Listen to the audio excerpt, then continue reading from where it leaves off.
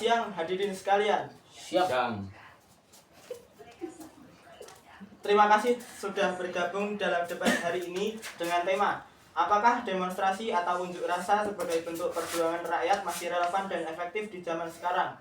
Saya, Nandana Devdan Pramudita, akan memimpin jalannya debat ini. Aturan mainnya sederhana. Aturan pertama, setiap pembicara diberi waktu opening statement 2-3 menit. Dan yang kedua, kemudian sesi argumen silang antara pro dan kontra masing-masing diberi kesempatan. Kita memiliki 2 pembicara di sisi pro yang mendukung bahwa demo itu penting atau positif, dan 3 pembicara di sisi kontra menyoroti dampak negatif atau keterbatasan demo. Mari kita mulai dengan opening statement dari pihak pro. Silahkan pro 1. Saudara-saudara sekalian, demonstrasi adalah salah satu alat demokrasi yang sah bagi warga negara untuk menyampaikan aspirasi, menuntut keadilan dan melakukan kontrol terhadap kekuasaan. Dalam konteks saat ini, ketika banyak kebijakan kontroversial, misalnya pemberian tunjangan besar kepada anggota DPR di tengah kondisi ekonomi yang berat, rakyat memiliki hak untuk bersuara dan menuntut pertanggungjawaban. Tanpa harus menunggu mekanisme yang lambat, demo juga bisa memancing perhatian publik dan media, sehingga isu yang terlupakan menjadi sorotan nasional. Demokrasi bisa memicu perubahan cepat bila aspirasi massa terorganisir dengan baik. Demo adalah cara untuk meredam ketegangan secara damai ketika rakyat punya saluran menyatakan ketidakpuasan. Potensi ledakan yang spontan bisa dikurangi. Dalam sejarah demokrasi, perubahan signifikan seperti penghapusan kebijakan zalim sering datang dari tekanan massa. Kalau rakyat diam, kekuasaan bisa berjalan tanpa kontrol. Saya menantikan argumen kontra, tetapi saya berharap kita melihat demo secara proporsional, bukan hanya kekerasan, tetapi sebagai alat dialog yang kuat. Sudah? Sudah. Sekarang dari pro 2. Saya ingin menekankan aspek moral dan legitimasi rakyat. Pemerintah yang baik harus mendengarkan rakyatnya. Bila instruksi resmi, parlemen, DPR, lembaga pengaduan tidak responsif atau lambat, rakyat punya hak moral untuk turun ke jalan. Demonstrasi yang damai menunjukkan keberanian kolektif dan menunjukkan bahwa masyarakat aktif bukan pasif. Saya ingin menunjukkan bahwa meskipun tidak sempurna, demonstrasi tetap relevan sebagai salah satu pilar demokrasi. Saya siap menjawab argumen kontra nanti. Sudah? Sudah. Sekarang kita akan mendengarkan jawaban dari pihak kontra. Silahkan kontra 1. Saudara-saudara, meskipun niat demokrasi sering baik, kenyataannya banyak demo yang justru berakhir rusuh, merusak fasilitas publik, dan mengganggu ketertiban umum. Korban bisa muncul dari unsur warga sipil yang tidak terlibat, pelaku usaha, atau pengendara yang tengah melewati lokasi demo. Kerugian ekonomi, sosial, dan psikologis bisa sangat besar. Saya mengajak kita mempertimbangkan apakah demo benar-benar cara terbaik atau justru menciptakan masalah baru. Cukup?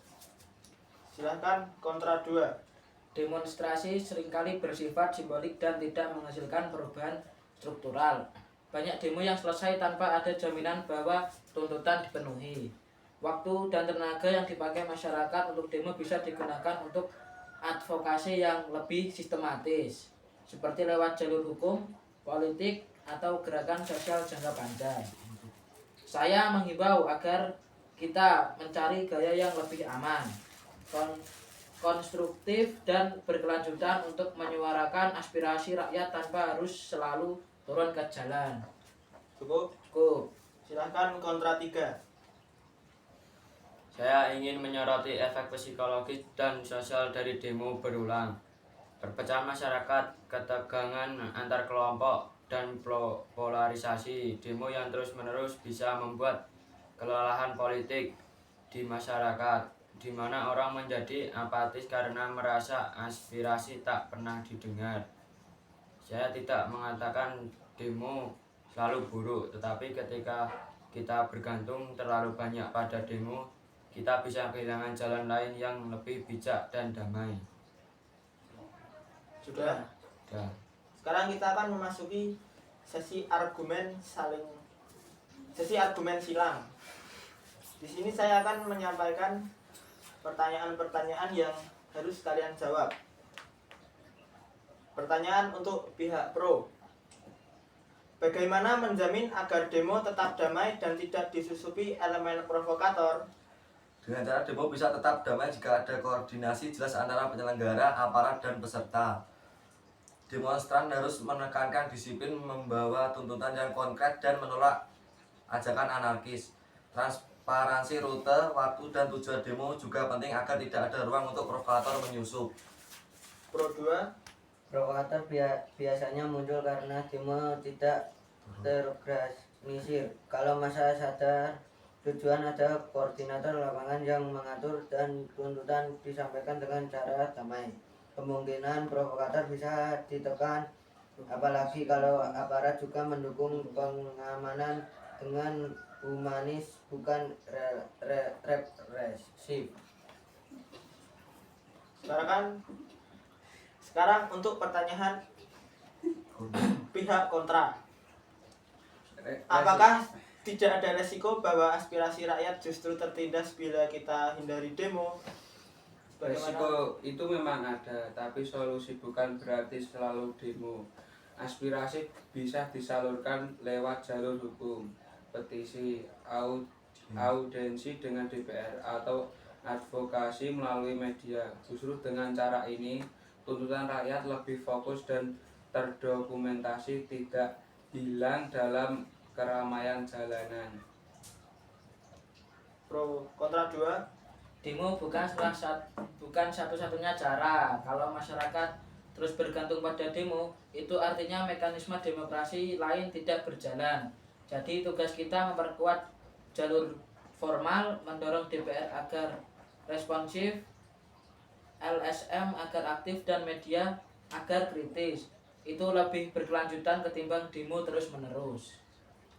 Kontra 3. Kalau demo dihindari, bukan berarti suara rakyat tertindas. Justru kita bisa mengembangkan cara baru, forum rakyat, musyawarah publik, konsultasi kebijakan online, atau gerakan sosial berbasis komunitas. Dengan begitu suara rakyat bisa masuk tanpa harus selalu ricuh di jalan. Dah. Sekarang kita memasuki sesi closing statement. Adakah closing dari Pro 1? Ada. Demonstrasi ketika direncanakan dengan baik, damai, tertib, dan disertai tuntutan konkret tetap menjadi alat penting dalam demokrasi untuk menjaga agar pemerintah tidak lupa keberadaan rakyatnya. Tanpa tekanan dari akar rakyat, kebijakan bisa menjadi jauh dari kesejahteraan umum. Demo bukan solusi tunggal, tapi bagian dari rangkaian perjuangan demokratis. Bagaimana dengan pihak kontra? Kita harus realistis. Demo membawa risiko besar, korupsi sistem, kekerasan, kerusakan, dan tidak selalu menghasilkan transformasi nyata. Karena itu kita harus mengutamakan strategi lain lebih struktur, advokasi hukum, pendidikan politik, pembangunan organisasi sipil, agar aspirasi rakyat bisa didengar dan diwujudkan tanpa harus sering turun ke jalan. Oke. Saya, Nanda Devdan Pramudita, sebagai moderator akan mengakhiri sesi debat ini. Ya.